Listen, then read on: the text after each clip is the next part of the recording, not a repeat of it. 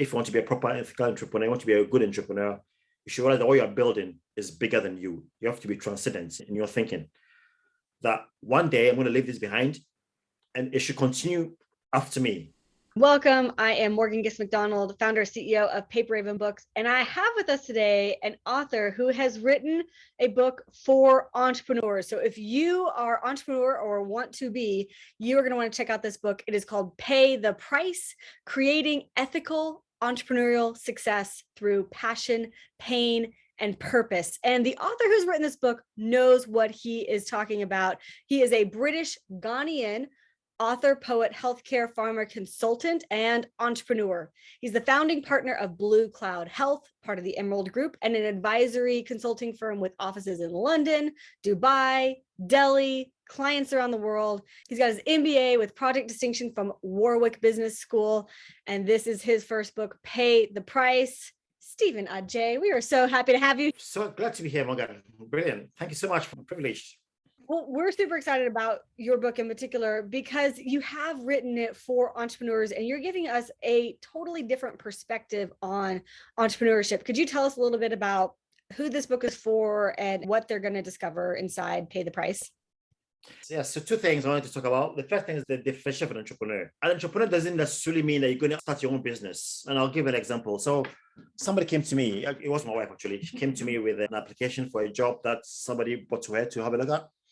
And it was where she works. She works in a school, and it was for a brand new job, a brand new application. It was for a brand new thing that had never been done before. And when I look at it, I thought this fits an entrepreneur. I mean, so even though you're going into an already established business, an already established school, if you're carving out something that's it's new, you are an entrepreneur. You don't have to go out there thinking, oh, I'm going to start this big business. I'm going to start this big thing. It could be that in your own job, you're starting something new. If you are starting something new and it's uncertain and there is no prescribed path or end, you are an entrepreneur. And that's one thing I wanted to try to get across in the book. I talked about a lot of people that you don't think of entrepreneurs. Jimmy Carter is an entrepreneur if you look at what he's done. I talk about the Minister of Health in Mozambique, who started a movement of training people who are surgeons. They're not surgeons, but they train them to be surgeons. He's an entrepreneur. He did something that was new, uncertain. And so it's the same kinds of principles. I want to talk about was that principle of a legacy, which is not really talked about a lot, that you're going to think of the legacy that you want to leave behind. It came out of an experience that I had in entrepreneurship. I've worked with lots of clients across the world, in the US, the UK, Africa, the Middle East.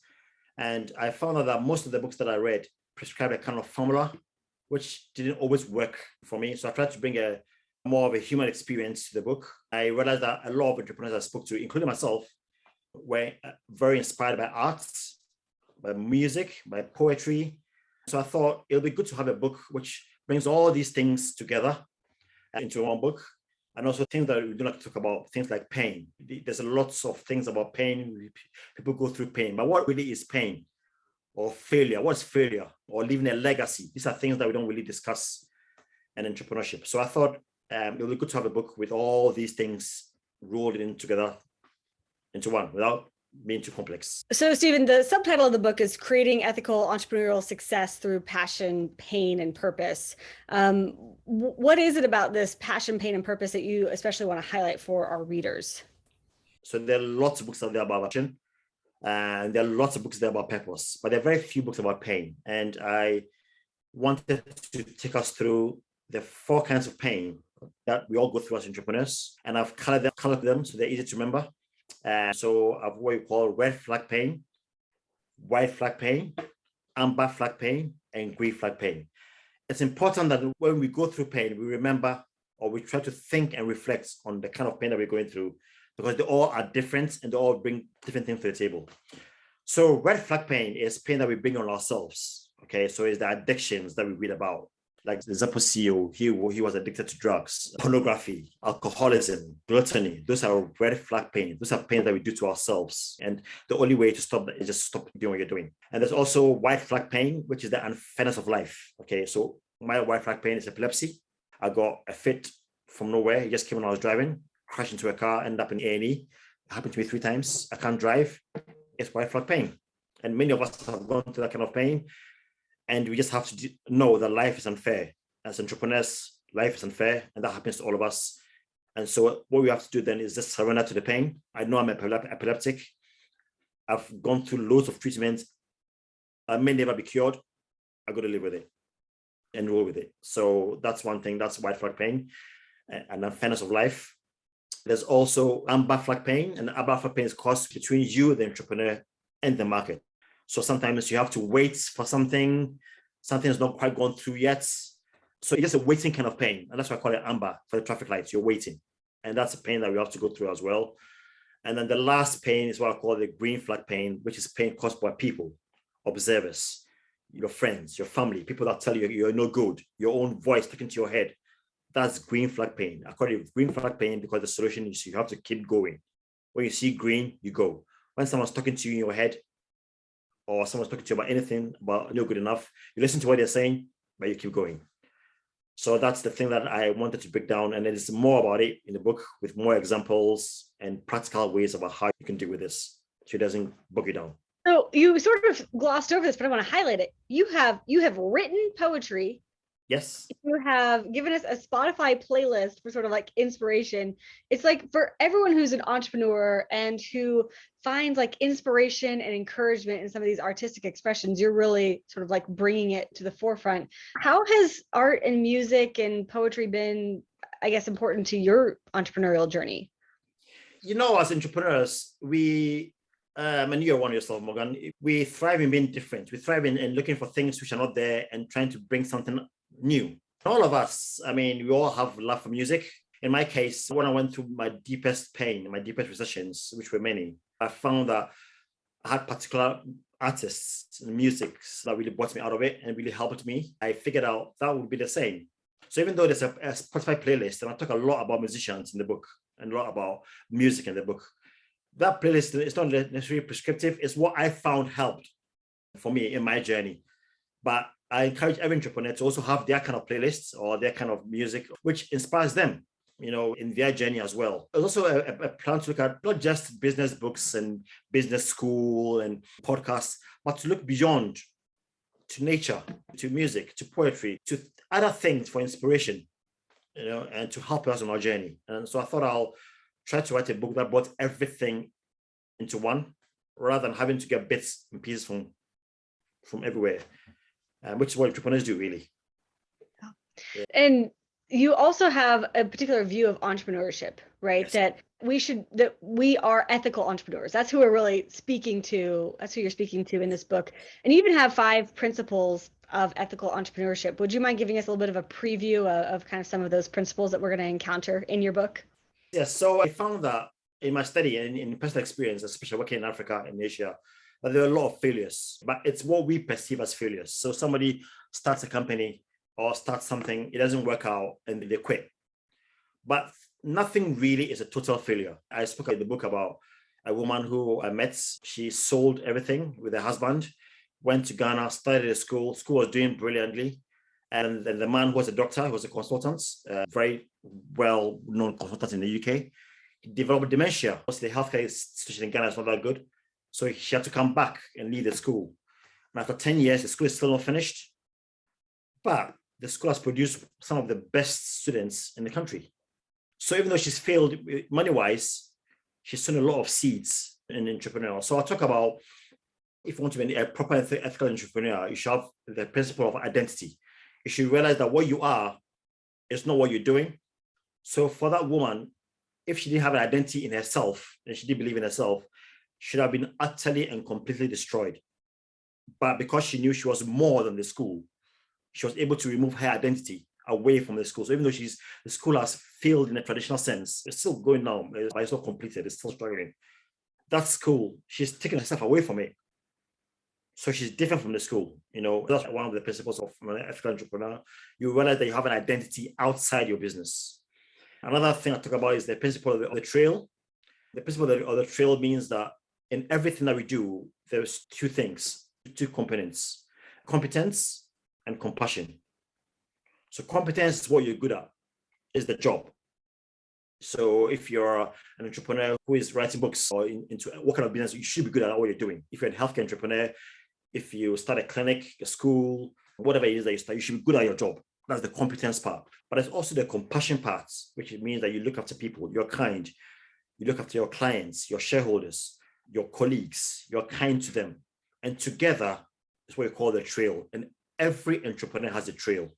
If you ask everyone about them, oh, he was very good at his job, but he was very mean to his employees. Or he was very kind to his employees, but he did a rubbish job. So the trail is both. You have to be competent, but you also have to have compassion. And just another one is what I call the principle of stewardship. You should realize that what you're doing is bigger than you. If you want to be a proper ethical entrepreneur, you want to be a good entrepreneur, you should realize that what you're building is bigger than you. You have to be transcendent in your thinking. That one day I'm going to leave this behind and it should continue after me. I'm just here to pass the baton. I have a button, I'm running, I'm going to pass the button. Somebody gave me the button, I'm going to pass it to somebody else. I'm just a steward. So those are a little bit of the principles I wanted to bring. For the two more, but I don't want to talk about everything. Yeah. For the other two, we recommend that you pick up a copy of the book.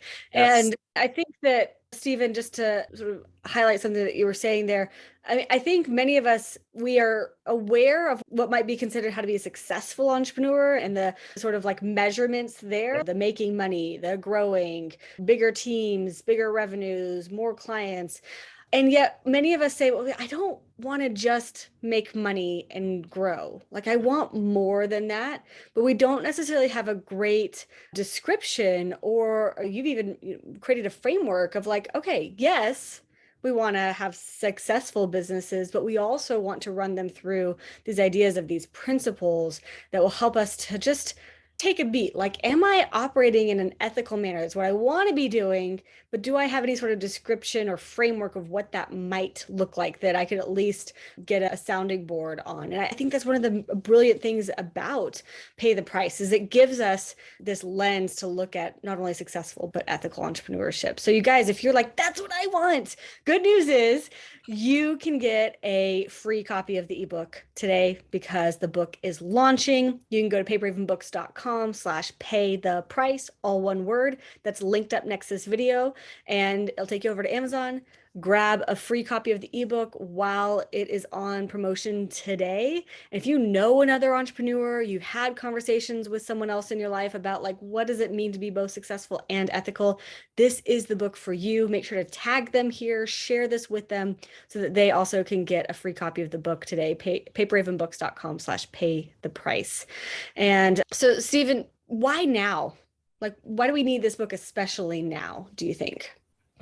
So it's a good question, Morgan. And there's a slightly crazy story to this. I keep journals every day, like most of us do. So I have a journal, and I've actually written the book in a journal. But you know what it's like, imposter syndrome. I thought, oh, I'm not the next Jim Collins. I'm not. There are hundreds and hundreds of entrepreneurial books out there. Why do I think what do I have to offer? And so that book was sitting out on my shelf. I've written it out and it was my journal. And I thought, I'm never going to do this. But sometimes you need a jolt in life. You need a jolt. You need something to push you. And that happened to me on the 21st of August, 2021, on a particular day. Now, three things happened all at once. And I thought to myself, this is a sign. I don't know whether you're religious or atheist or whatever. For me, it was a sign. I thought, if I don't do this thing today, I've got to do it. So it was Saturday morning. I remember it very well. I thought I'll be a very good husband for once. And I was upstairs. I was hoovering away. And then everything went black. I collapsed from the top of the stairs in my lovely home in Plymouth, and everything went black. When I woke up, I was bleeding. There was blood everywhere. The furniture was completely destroyed. My wife was in hysteria. My little girl, she was running around like a maniac. And I just came to, and there was chaos everywhere. And the first thing which is really crazy, but the first thing that came to me when I came to was I have to write this book. That's the first thing that came to my mind. And then afterwards, we had a letter from an enterprise in the UK that looks at kids that are entrepreneurial. And it's a girl, she won the UK award in the whole of the UK for the most enterprising idea. It was an idea where she thought about sending a pack of a gift to someone from another country. And that very day, I had a phone call from a guy who'd been knighted by the Queen. He was a friend of mine. I didn't hear from him in ages. And they just rang me up by mistake. And I told him, oh, I'm thinking of writing a book. So, oh, yes, I think you should do it. So these three things came together. And I thought to myself, that could have killed me. I could have died because people could get fits and they never come back. So that day, I went and had a shower, had my wounds dressed, restored my pride, got out a pen and paper, went online. And the first book I saw about how to write a book was this book here. Sorry, Morgan. And I took it out. I said, I'm going to do this. And that was it. And I started. And I never looked back. That's an amazing story, Stephen. I mean, you're right. I mean, sometimes the idea sits in the back of our mind. Is this mine to do? Do I really have time for this? Am I the right person? Can I do the writing? And then a moment comes and you're like, yes, I'm not any more confident in myself. And yet there's something outside of me that's saying like, yes, do this. And, I do think that honestly, that's one of the pulls of someone who wants to be an ethical entrepreneur. Is sometimes we see the easy way to make money, but we feel pulled toward this other direction. We don't quite know why, and we don't really see how it's going to pan out sort of financially or providing for our family. And so we second guess it. But sometimes leaning into that what we know we're called to do is just part of the path. Absolutely. I couldn't agree more. That's so right. That is so correct. Yeah. So what did the actual writing process look like for you, Stephen? So you had the first one that you wrote in the journal, and then you had this lightning bolt moment that was like a day, series of lightning bolts in a day. And you're like, okay, now I'm going to write the book. What did that next writing process look like? I had the structure because I'm incredibly disorganized. I think most entrepreneurs are the same. So I had to get some structure.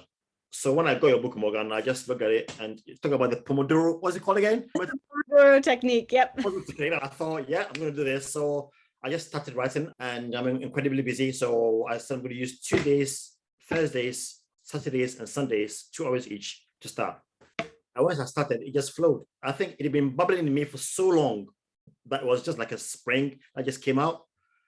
So I just started typing away like crazy, and I really never really stopped. It just kept coming and coming and coming and coming. And so I just wrote the whole book in about 3 or 4 months and was done. Obviously, there was a lot. I had to put a lot of research in and all that stuff that came with it, the music, the poetry, all that stuff. But the essence of the book was done in 3 or 4 months. It was just like a wellspring. And it took that jolt I had fun on the stairs to bring it out. But it came out like a wellspring. It just came out. I think that's helpful for people to know, because sometimes we think that, oh, I have been procrastinating on the book. I've not been making any progress. Maybe you have been making progress in your own mind. Down and you decide, and you're like, it came out in 3 or 4 months. I see that a lot, Stephen. I mean, not to say that you aren't a mad person, but but that you're hitting on a very common author journey is like, it simmers, it simmers, it simmers, it simmers. And then when it's finally ready, it comes. Yes. And I did find that. I was quite amazed at where all the ideas came from and how everything, it just came out. I just couldn't stop writing. And I had to remember that, Stephen, I'm married. I've got 2 young kids. I can't spend my whole life just writing books. I'm going to end up in divorce if I'm not careful. So yeah, the edge was then to not go beyond, to be disciplined and do the time the other way, because it was just there. It was just coming out. I was writing in the train because ideas just coming to me in the bath, on the way to work. It was just coming all the time. And I had to really put a handle on it and use the Pomodoro technique to get it done properly. But once I started, it was not difficult because, like I said, it had been simmering for a long time. Good. So you go through the whole process, editing the book, publishing the book, and then you've spent the last little while preparing for the launch of the book. What has it been like to get the book out into people's hands? I know you've sent it out for some endorsements and people have been reading it. Like, it's gone from sort of this, I'm writing all the time on the train and everywhere I'm going. And then the book walks through this process, and now you're giving it to people to read. What does that feel like to have other people reading the book now? For me, it was quite liberating, really, because I thought, right from the time I started writing the book, I wanted the book to be the best book it could be. And I wanted it to be out there because I knew that there's so many books on entrepreneurship. There are, last counts, there must be about 10,000 or 20,000 books on entrepreneurship. There's so many of them. So I thought, if I'm going to write a book on entrepreneurship, it's going to be different. It's going to be great. It's going to be up there with the top. And so giving it to people to read and to edit was actually quite liberating, because I felt like I was putting myself out there. And if the book was no good, they'll tell me it's no good. And I went to great pains. Please tell me the book, if it's bad, tell me it's bad, so I don't put it out there and bring disgrace to me and my family. And so I went to great lengths to tell people to please let me know what they thought. And so it's quite a liberating experience for me to put it out there for people to read. And generally, the feedback, thankfully, has been quite good. So that's been good for me. But I have to remember the principle that I talked about identity, not tie myself with the book. I had to realize that the book was something separate apart from me. And sometimes I had to go back to my own principles to remind myself that, actually, Stephen, this is not you. This is something you've written. So, yeah. Yeah, that is fair. I mean, that kind of ties into something that I think is always helpful to think through towards the end of this author journey process is, you've walked through this pretty lengthy process for releasing a book, just about to the end here, Stephen. I know there's still finish lines and launches to finish up, but where you are now, if you were to go back to a younger version of yourself, is there any, I don't know, are there any words of wisdom? Is there any encouragement that you might offer to a younger version of Stephen? Yes, I think it's more to believe. I mean, your book said it, that anyone can write a book. And it's just to believe that you have what it takes. It's just to believe that the people out there who've written bestsellers are not necessarily better than you or worse than you.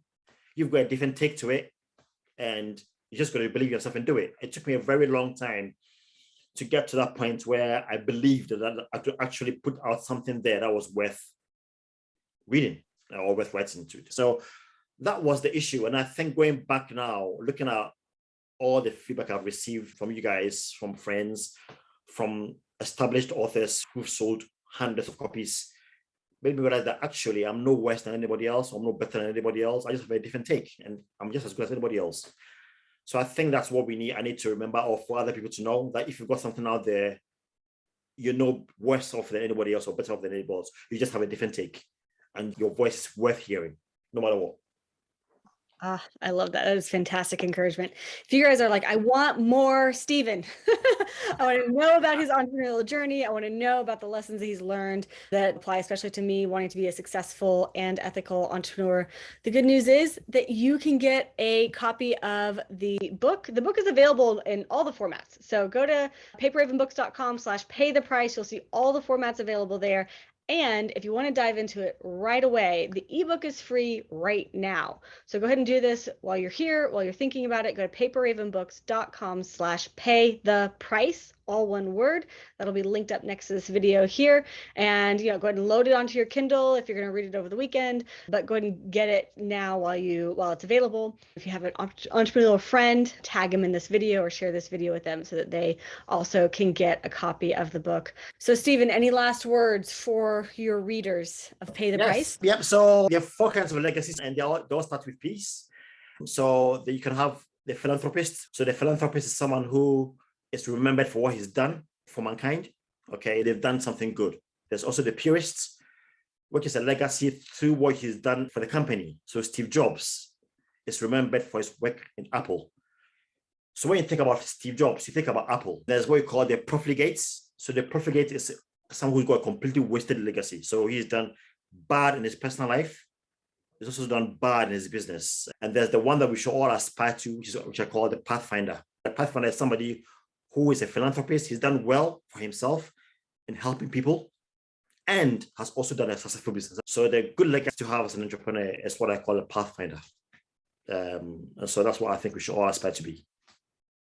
That's amazing. That's exactly what I want to be. Thank you, Stephen, for naming it for me and giving me, some direction on how to call it, how to think about it. So yes, Pathfinders. I love it. You guys grab a copy of this book while you can. paperravenbooks.com/pay the price, all one word. Thank you so much for being here, Stephen. Thank you guys for being here, and we'll see you guys next time. Bye.